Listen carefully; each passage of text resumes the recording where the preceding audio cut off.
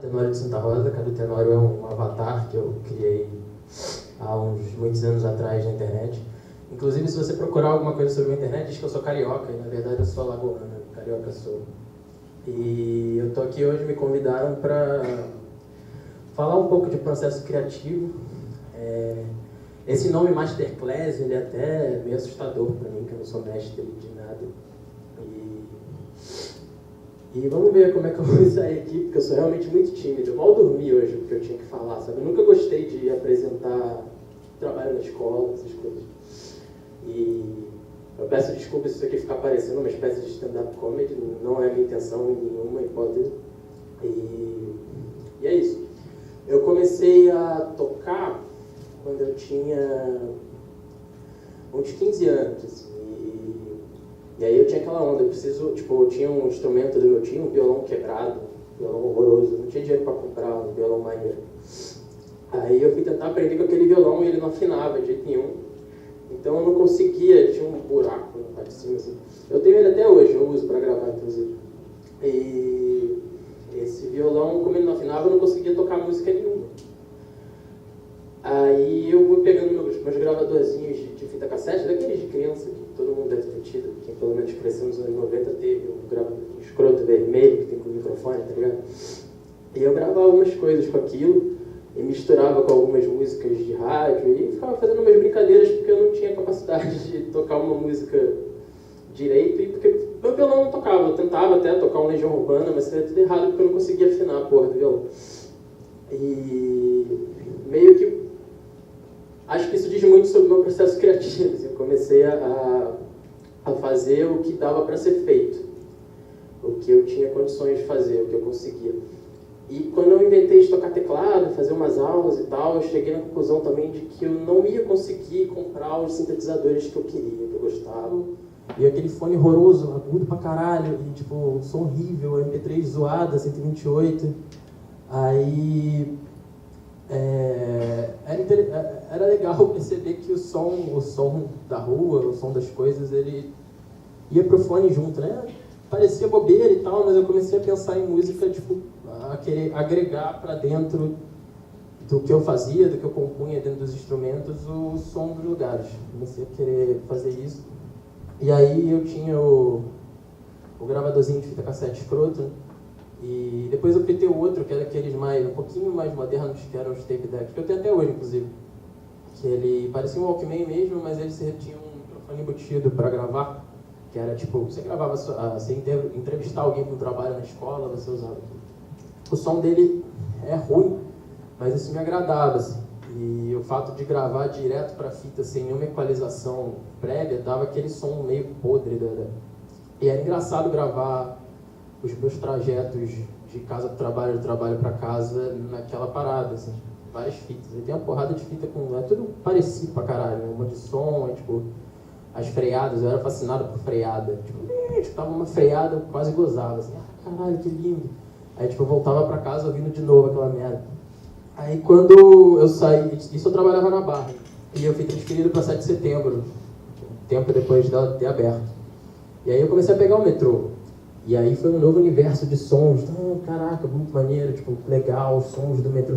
E isso também rolou quando em 2011, que foi justamente a época que foi gravado o segundo disco Sobre a Máquina, a minha namorada na época estudava, ela fazia UF, eu ia muito para Niterói, o som das barcas. Todos os meus colegas contemporâneos ficam fascinados pelo som das barcas quando eles chegam ali, a barca atracando, principalmente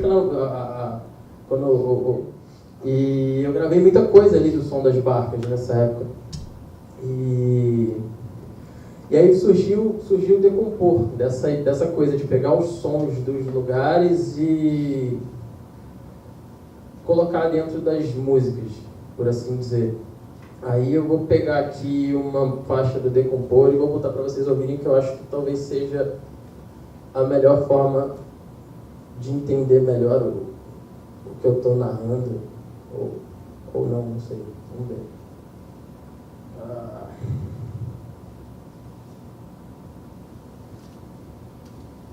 Só um minuto.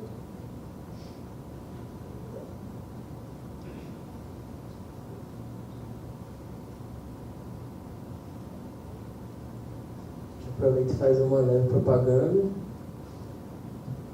Quando você estiver em casa, entediado, você vai lá, tem um monte de disco.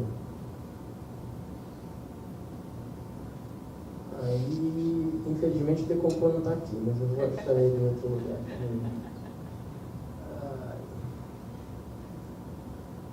O Decompor vai estar em outro lugar. Mas em breve ele aparece aí também.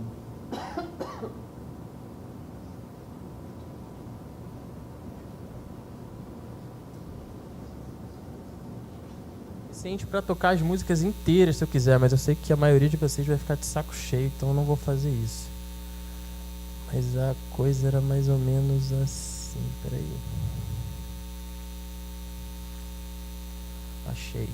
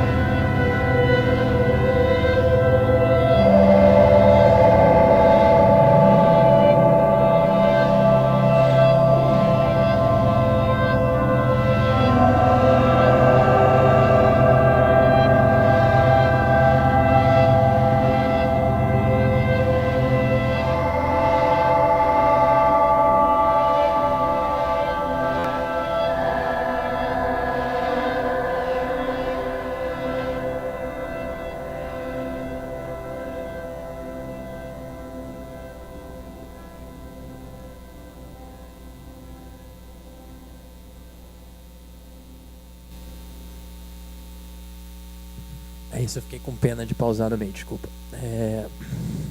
Aí foi... Esse foi o primeiro trabalho que eu botei a cara, assim, nossa, eu lancei, tipo, fiquei super feliz com o resultado. Foi trabalhoso pra caramba, a gente tinha um... Foi aí, nessa época, que eu conheci um dos meus principais parceiros, assim, que acabou virando um irmão, a gente escolhe, né, na vida, que é o Emídio. A gente se conheceu no trabalho e ele tinha os gostos completamente diferentes do meu, assim. E quando eu mostrei as primeiras demos disso aí, o Emídio ouvia Mr. Big, umas paradas tipo de hard rock meio esquisitas. Aí eu mostrei a parada que eu tava fazendo de sacanagem, só pra, tipo, aquela coisa que você vai mostrar porque você sabe que seu amigo vai achar uma merda e você vai achar engraçado a reação dele, assim. Aí toma, ouve.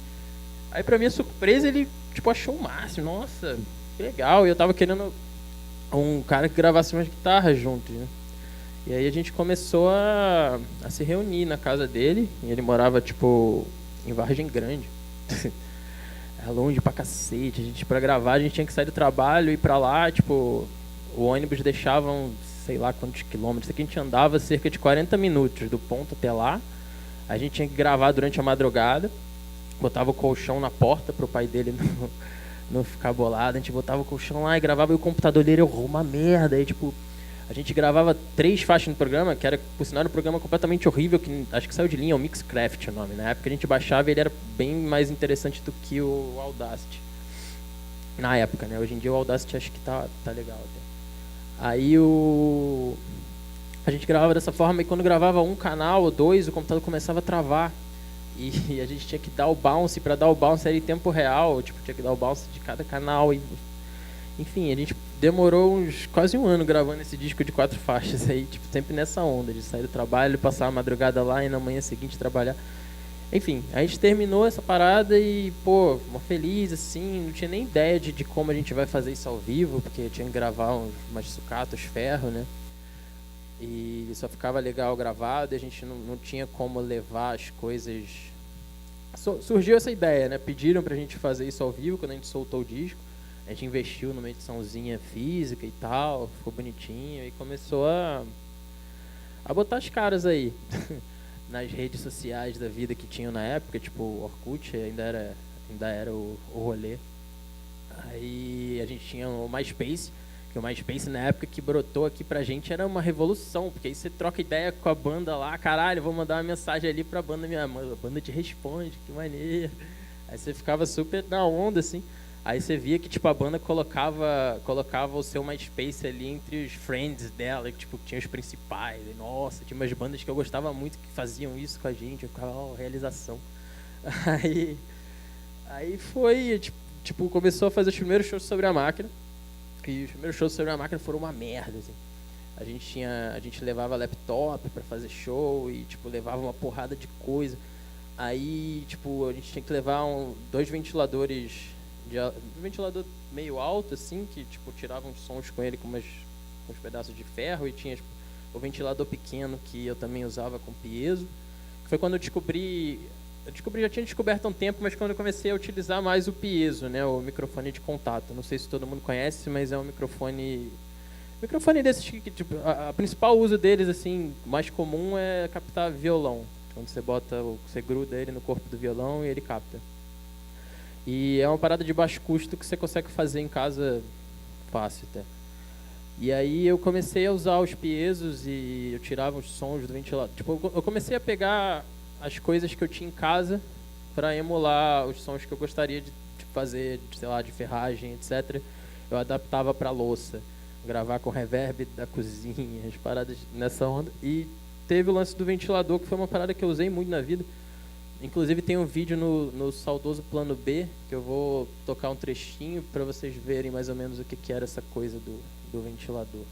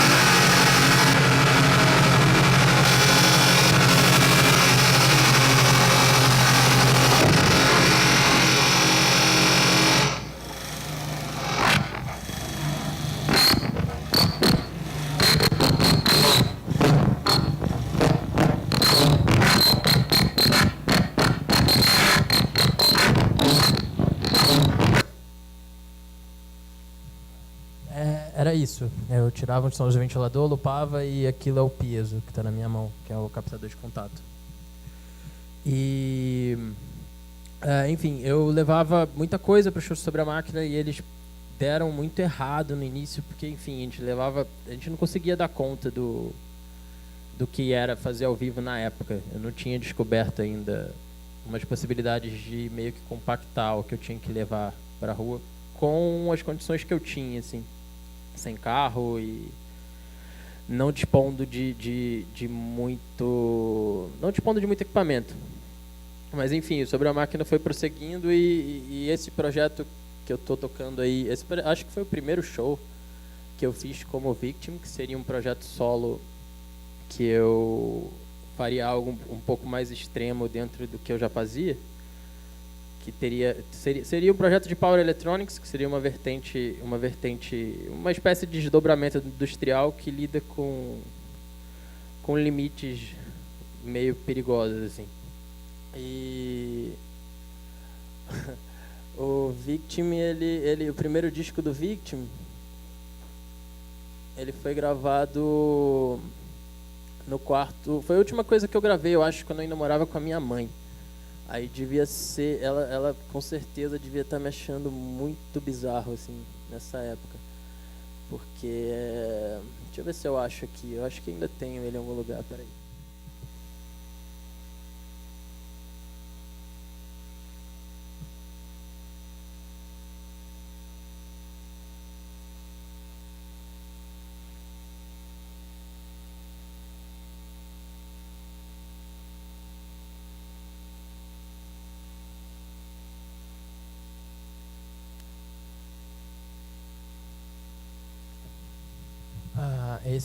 Essa é a capa do disco, do Thiago Modesto, que foi um artista, um designer que trabalhou muito comigo por um bom tempo.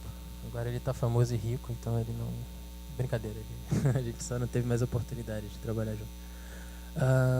Acho que essa é a minha música preferida desse disco, eu vou deixar ela tocar inteira porque ela nem é tão grande.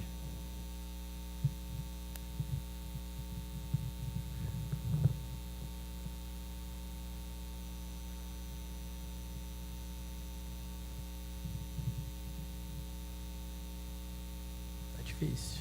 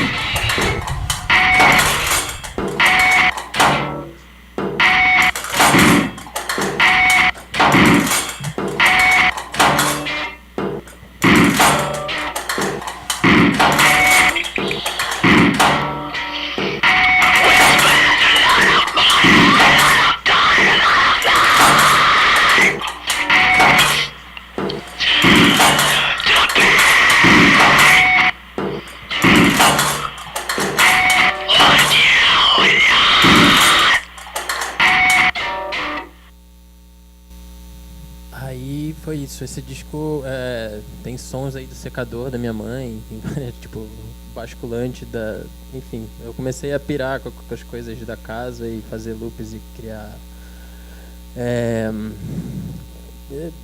batidas, entre aspas, com isso, né? E nessa música também tem o violino, que foi uma coisa que eu cheguei a estudar um pouco, mas o meu violino ele é muito ruim, assim, sempre foi era aqueles violinos de estudo que você compra por um preço bem pequeno.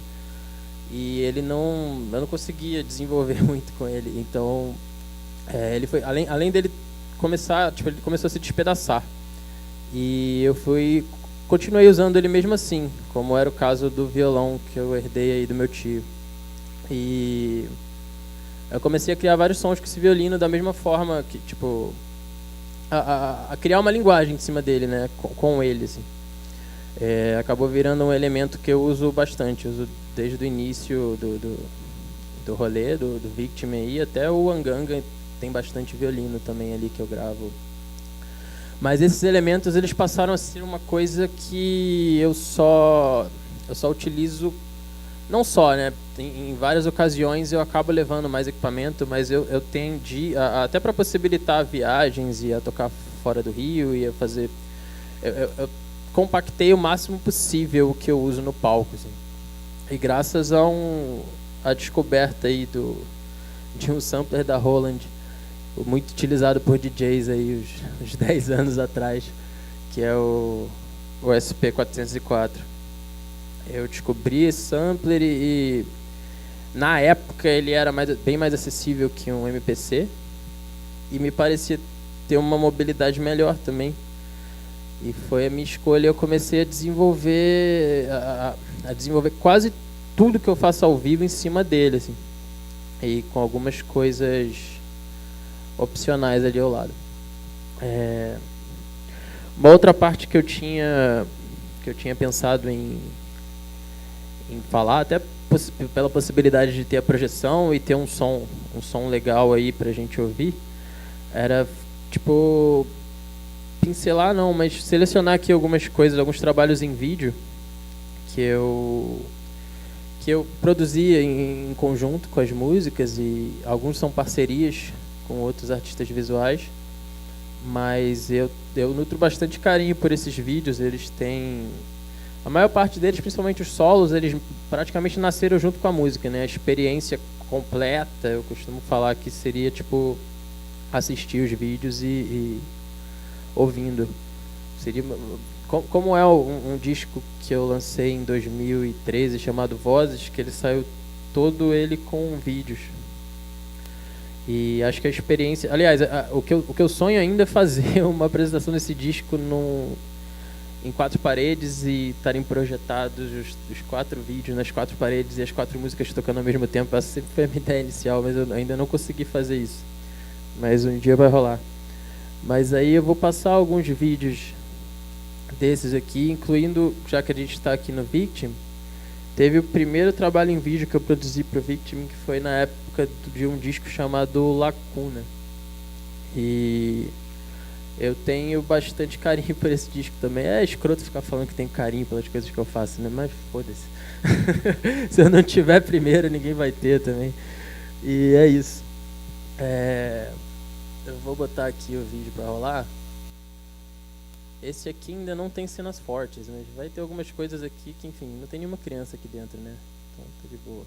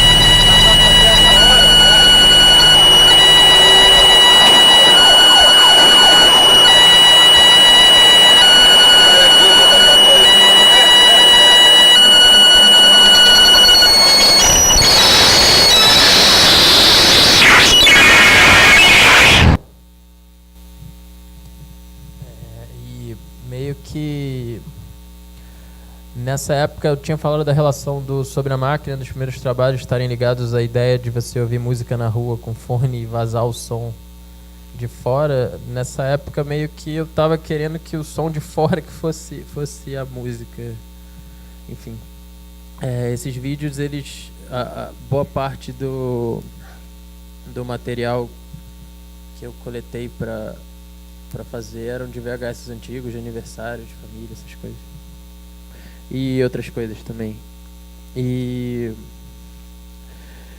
o que eu ia falar mesmo? A questão da fita, né? Eu sempre tive uma paixão por essa coisa. Acho que por conta de ter crescido com isso, tanto da fita cassete de áudio quanto VHS, eu sempre...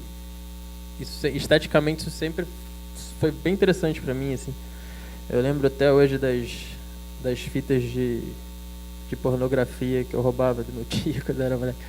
E essas fitas, elas iam ficando velhas, né? Iam dando aqueles chuviscos. E eu sempre achei isso muito legal. E eu acabei digitalizando algumas eu simplesmente utilizei eu ainda tinha um videocassete em casa na época, eu refilmar, né, do digital a partir da TV, o que perde um pouco, mas preserva alguma coisa da essência ali ainda. Mas a fita cassete, a de áudio, ela foi e continua sendo um dos principais elementos dentro do que eu faço, assim. 90% das coisas que eu gravo, elas passam pela fita cassete para depois irem para digital. E, sei lá, eu meio que tento timbrar a partir de fita cassete quase tudo que eu uso. Até porque, principalmente teclado, porque os teclados... O sintetizador que eu tenho até hoje, que eu não vendi ainda, que eu uso mais... Eu tinha um Roland JV90 que eu me desfiz.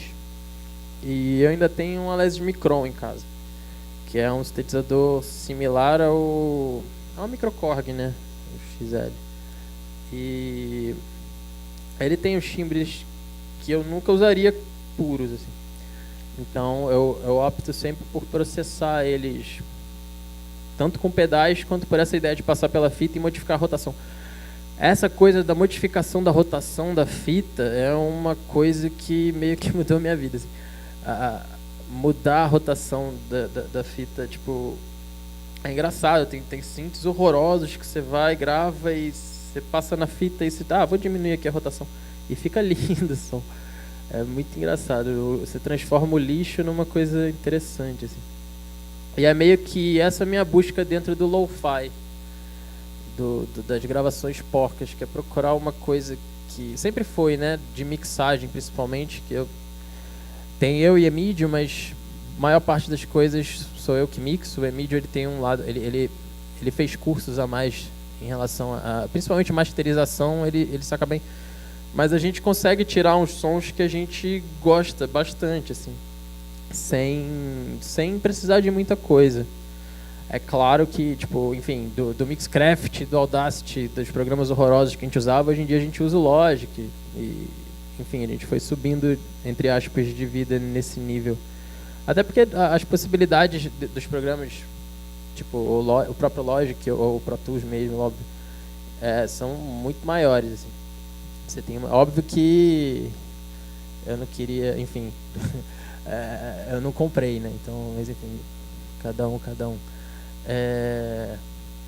E é isso, eu continuo, o meu trabalho, ele tem essa carga da fita cassete desde sempre, e eu sempre gravei essas fitas, como eu falei, desde muito novo. Chegou um dado momento que eu quis fazer um uso das fitas, mesmo que, acho que eu não usava, porque tinha uma caralhada de fita e, porra, a maior parte delas eu não dava fim nenhum, elas estavam ali só como uma memória morta. E tem essa questão da memória dentro do meu trabalho, né? Tudo, sei lá, eu vejo que tudo é recorrente à memória, a um resgate de alguma coisa que eu ainda estou tentando descobrir o que é, mas eu vejo que eu estou sempre tentando resgatar alguma coisa dentro do que eu faço. E é tudo muito pouco técnico, assim, o que me deixa um pouco desconfortável para um formato de masterclass. Eu tenho que jogar uma subjetividade que é minha para vocês, isso é um pouco complicado.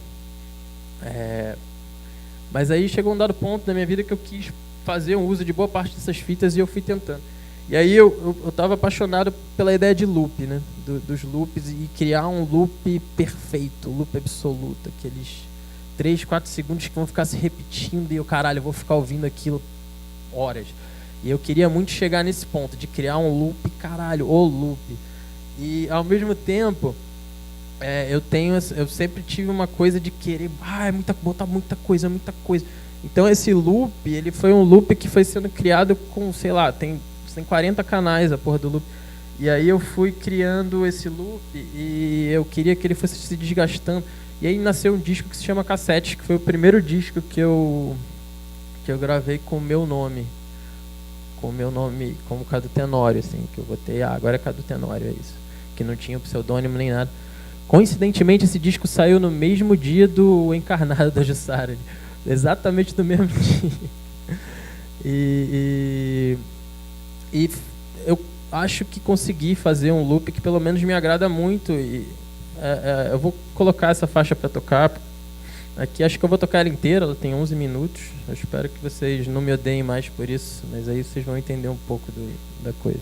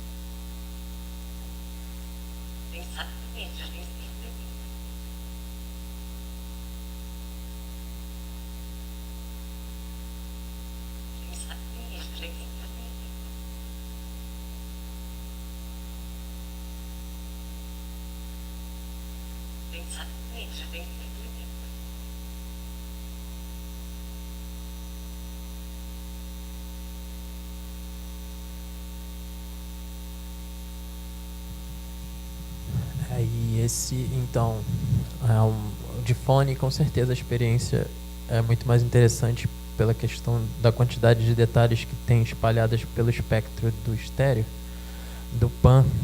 Se alguém tiver interesse de ouvir isso baixado e no fone quando chegar em casa, acho que pode ser bem interessante no quesito a mixagem e a experiência como um todo, assim. Nessa coisa da repetição, do loop, tem outro interesse também meu, que acabou sendo o techno. Só que eu acabei desenvolvendo um projeto de techno com o Sávio de Queiroz, que é um rapaz mais ligado aí à noite. Ele não mora mais no Rio, agora ele mora em São Paulo. Ele é um dos fundadores do 40% Foda Maneiríssimo, aquele selo que tem o DJ Guerrinha. Alguns devem conhecer aí. E outras coisas. Ele também tem o Domina. É um cara, da forma dele, bem prolífico, assim. E a gente desenvolveu juntos um projeto de noise techno, né? Uma coisa que fosse ritmada, que tivesse uma pulsação. E eu vou mostrar alguma coisa aqui para vocês terem como exemplo, para quem não conhece.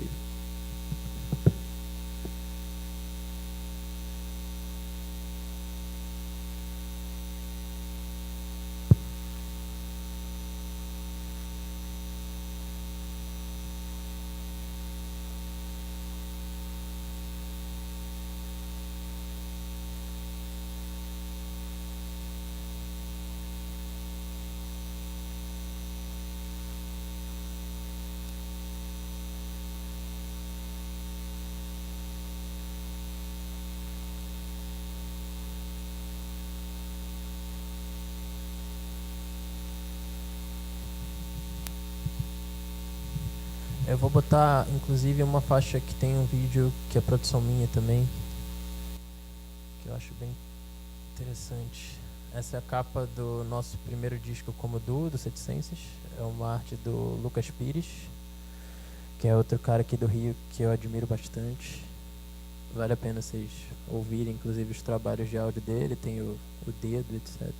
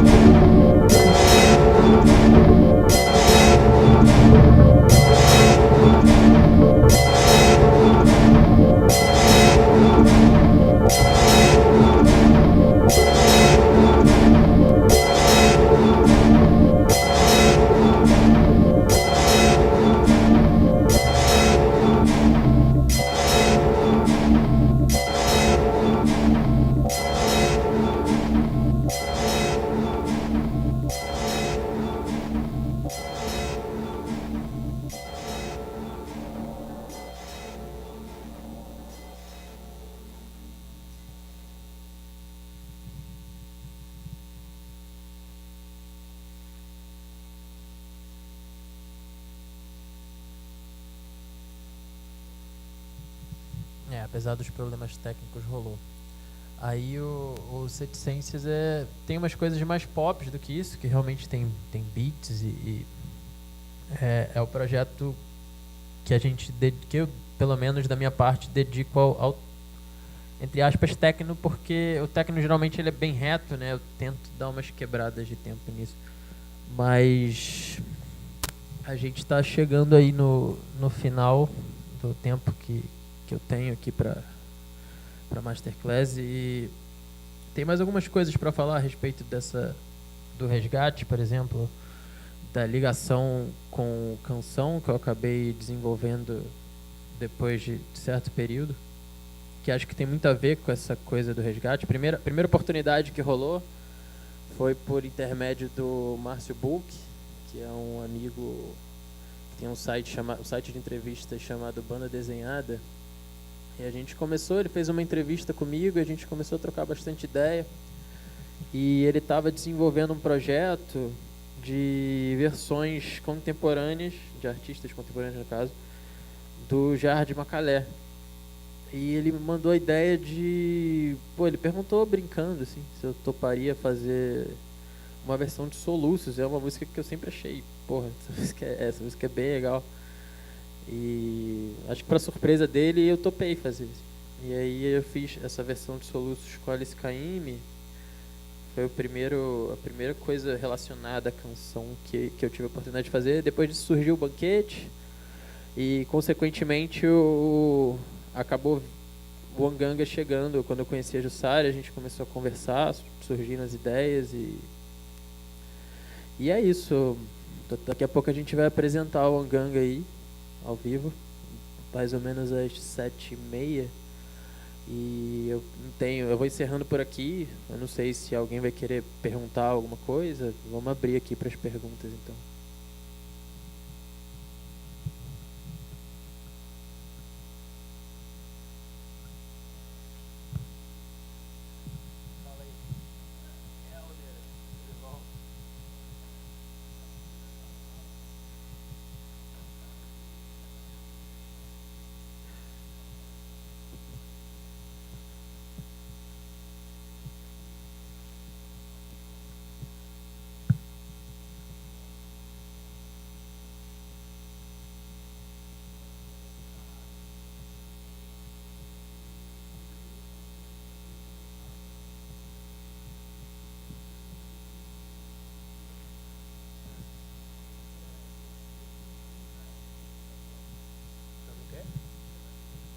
claro. Nem falei nada a respeito.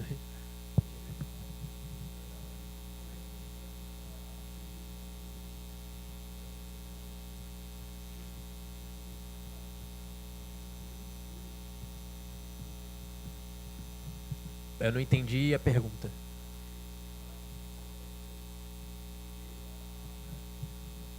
Ah, sim. A Toque ela surgiu entre 2010 e 2011. Foi um selo. A gente tinha, já existia Trama Virtual, que foi um veículo, não sei se todo mundo aqui chegou a pegar, mas era um site que as bandas independentes colocavam as músicas. Eu usei a Trama Virtual, a gente usou a Trama Virtual por um tempo. Um belo dia a Trama Virtual simplesmente resolveu acabar. E jogaram tudo que tinha dentro fora. Assim. E já tinha a distribuição digital das coisas, né? Enfim. Eu e o Thiago Miazzo, que é um amigo de longa data de São Paulo, a gente sempre teve é uma coisa que na gringa nunca saiu, entre aspas, de moda. Sempre teve o apelo da tape cassette culture, né? Que no caso a cultura das fitas cassete lá fora, ela nunca morreu, assim. Apesar de agora ter um hype disso, né? Tipo, tá, todo mundo cassete, as bandas pop estão lançando cassete. E a gente teve nessa época, entre 2010 e 2011, a ideia de a gente tinha fornecedor, né? A gente conseguia achar fitas cassete num preço bem razoável, banal. E a gente conseguia comprar e a gente teve a ideia, vamos fazer um selinho, já que a gente faz show, já que a gente se apresenta, vamos montar pequenas edições dos trabalhos que a gente vai lançando virtualmente, tipo, porque, enfim, eu gostava disso, a gente gostava dessa coisa do físico. E a ideia era que fosse em cassete mesmo, justamente por causa das coisas que a gente gostava, dos artistas que a gente já acompanhava e que lançavam só cassete, por exemplo. E rolou, a gente vendia, tipo, as edições eram bem pequenas mesmo, assim, tipo, o primeiro do Victim foram 15 cópiazinhas em cassete, Gruta também, 20. Teve o relançamento do projeto do Lucas Pires, que saiu entre 2003 e 2004, que era o Mortuário, que pouca gente teve acesso, mas a gente meio que sempre pagou um pau pra coisa, a gente resolveu fazer um relançamento daquilo em cassete. E rolou. Só que aí depois, algumas coisas vendiam, outras não. E tanto eu quanto o Thiago somos uns fodidos, assim. A gente mal consegue pagar as contas e a gente foi deixando de lado por causa disso, porque não tava rolando, tipo, não tava rolando ter preju, né? A gente pensa em voltar, tem pensado aí desde o ano passado, mas a gente já não sabe se, enfim, já tem, tipo, depois desse boom nosso, depois que a gente surgiu, um tempo passou e foram surgindo outros selos similares até, que talvez façam um trabalho muito melhor do que o que a gente fez, assim. Então eu já não sei se existe relevância para Toque Label voltar, mas foi uma boa experiência na vida.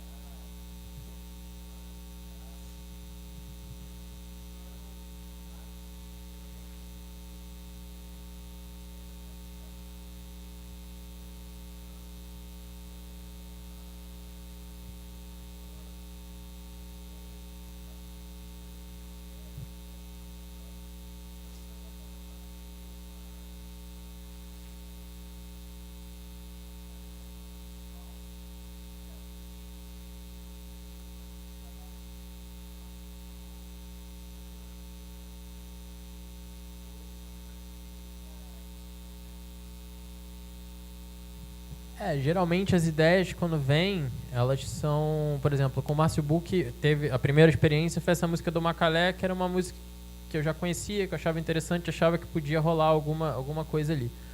Quando veio a ideia do Banquete, ele ia escrever as letras, né? A gente estava muito em contato, tipo, eu ajudei ele a escolher as letras, inclusive, e tinha aquela referência do samba canção, que era uma coisa que eu sempre ouvia minha bisavó ouvindo, assim, tipo, e tinha um lado afetivo de resgate nisso que eu consegui me encaixar de alguma forma ali, principalmente por causa das gravações antigas serem aquela coisa, tipo, hoje em dia, se você for ouvir um disco daquela época, ele tá, tipo, e o chiado dominando, tipo, meio que me abriu um leque de ideias para poder trabalhar em cima daquilo, óbvio que de forma mais radical, assim. O projeto Cajussara, quando ela soltou a ideia numa conversa nossa de a gente fazer Porque inicialmente não iam ser os Vissungos.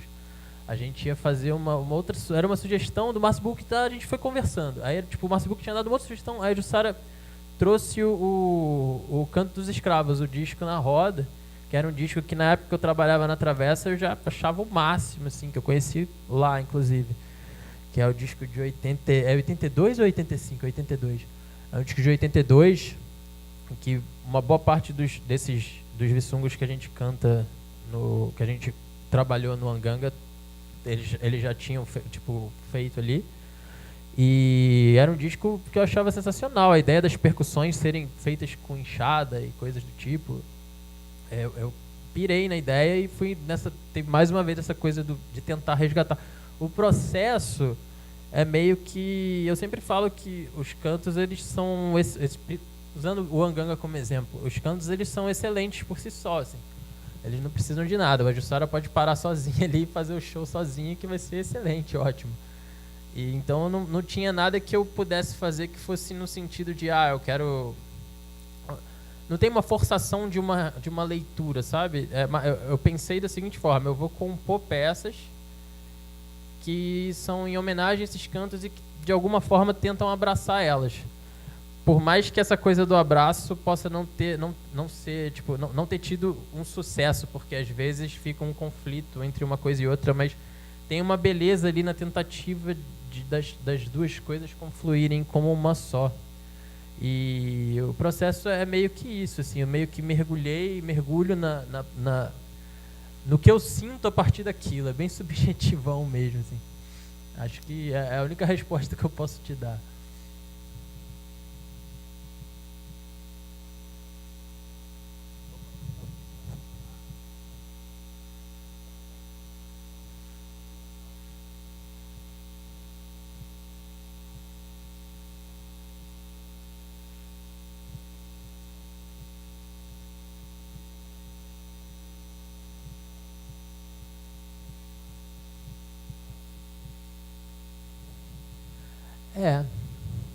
Cara, eu entendo o seu ponto. Entendo o seu ponto. Mas você não... O que você sentiu, assim? Você não sentiu nada, tipo, ou você simplesmente não entrou na coisa?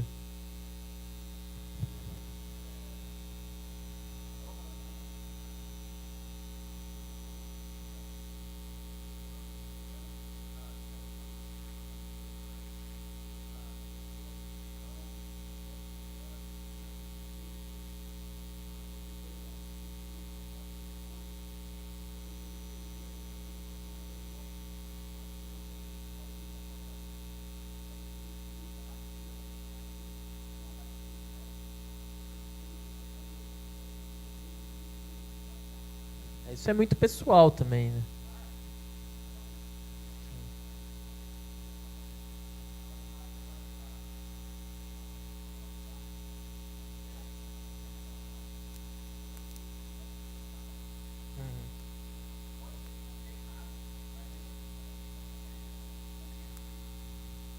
Porque eu acho que eu quis passar uma coisa que estava ali naquela época. Eu não sei se eu consigo olhar e assistir. Pra mim é muito interior, assim. Eu chegar e eu quis passar tal coisa. Acho que não tem. Acho que no fundo tem em tudo que eu faço. Eu meio consigo extrair uma coisa só, que é uma saudade de uma coisa que eu não sei o que é.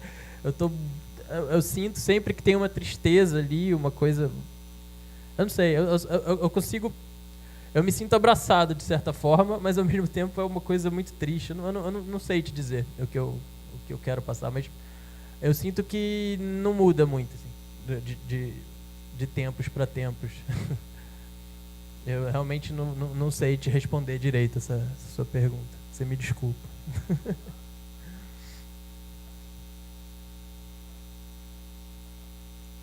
Não, somos todos somos todos uns.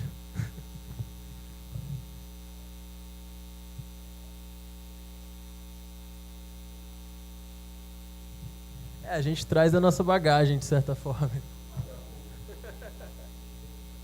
Sim, sim.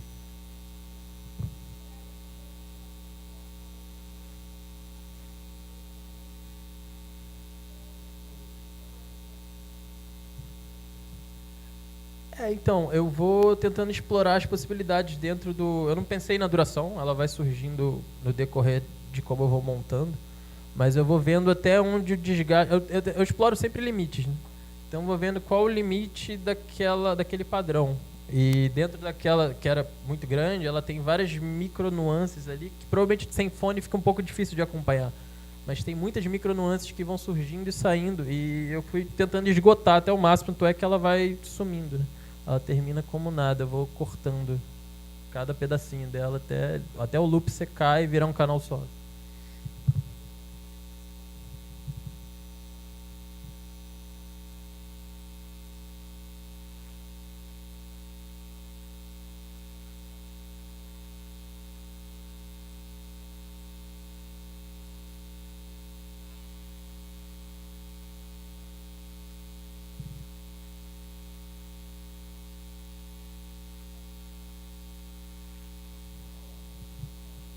Aham. Essa também é difícil. Depende. Vai de coisa pra coisa, assim. É, eu não sei, eu espero a vida me dizer ou se tá pronto. Às vezes rola de eu estar muito de saco cheio, de tão obsessivo é o trabalho em cima, né? Como essa de 11 minutos que eu toquei, apesar de superficialmente ela parecer uma coisa que se repete, simplona o tempo inteiro, ela foi muito trabalhosa no sentido de que esse loop que se repete, ele tem cerca de 40 canais, e até mixar, eu tava de saco cheio, eu tava odiando. Tipo, o processo é mais ou menos esse. Eu trabalho numa coisa até eu odiar ela, eu não consigo mais ouvir. Eu espero um mês, ouço de novo, não, isso aí tá legal. Senão eu me desequilibro, assim. Outra coisa que me ajuda muito são deadlines. Se eu não tiver um deadline, se eu não me estipular um deadline, eu não termino nada. Aí mesmo às vezes tem coisas que estão ali, tal deadline, eu sinto que não tá pronta, mas a vida quer que esteja, então tá pronta, de alguma forma tá pronta ali, é aquilo ali, eu não vou conseguir fazer melhor do que aquilo, tipo isso.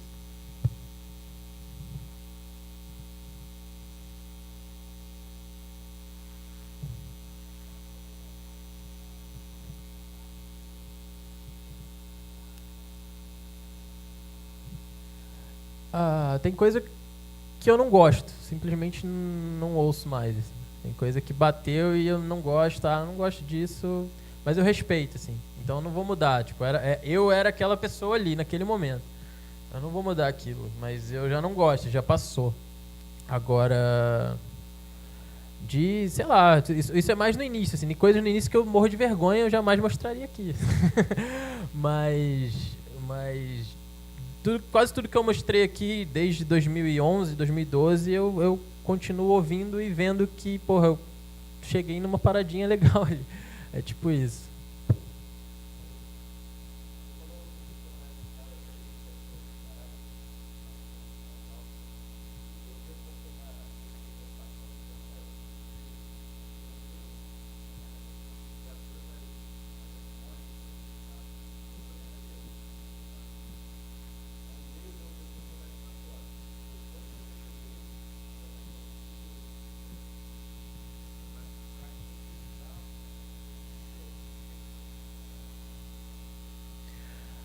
Então, acho que eu diria, sei lá, 100%. Não da tecnologia, enfim, da tecnologia, se a gente for contar fita cassete e tudo, eu dependo muito da tecnologia como um todo, porque as coisas, no meu caso, são muito artesanais, assim. O Hermeto, é meio loucura isso que ele falou na minha cabeça. Eu acho bizarro, porque eu preciso da coisa empírica, né? Eu só consigo criar quando eu meto a mão, assim. Eu preciso meter a mão. E hoje em dia eu ainda consigo imaginar uma coisa e concretizar ela graças às minhas experiências empíricas fazendo. Mas quando eu comecei, tipo, os primeiros discos, eles são muito diferentes do que eu imaginei que eles iriam ser, assim, porque por falta de capacidade, mas ao mesmo tempo isso também virou uma qualidade, assim. Porque eu acho que surge uma terceira coisa que não é o que você queria e, tipo, é o que saiu, assim. E você meio que se descobre nesse trajeto, eu acho. Então eu diria que, enfim, a sua pergunta, eu diria que eu dependo 100% do que eu uso, do que eu vou botar a mão, assim. Eu acho que só surge quando vou botar a mão. Dificilmente eu chego e, porra, vou pré-determinar uma coisa aqui que eu vou fazer na cabeça antes de já ter aquilo ali pré-definido, até porque isso, acho que no meio do caminho tem tanta coisa que acontece que seria meio injusto com a obra, eu acho. Assim.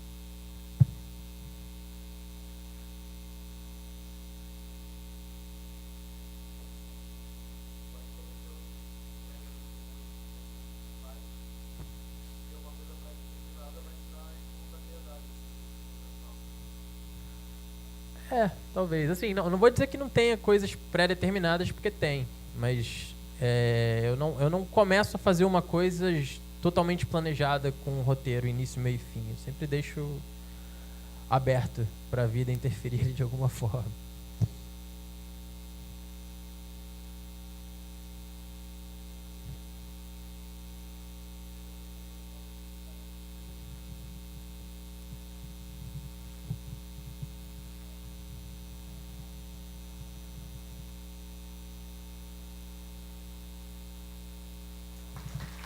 Obrigado e desculpa qualquer coisa.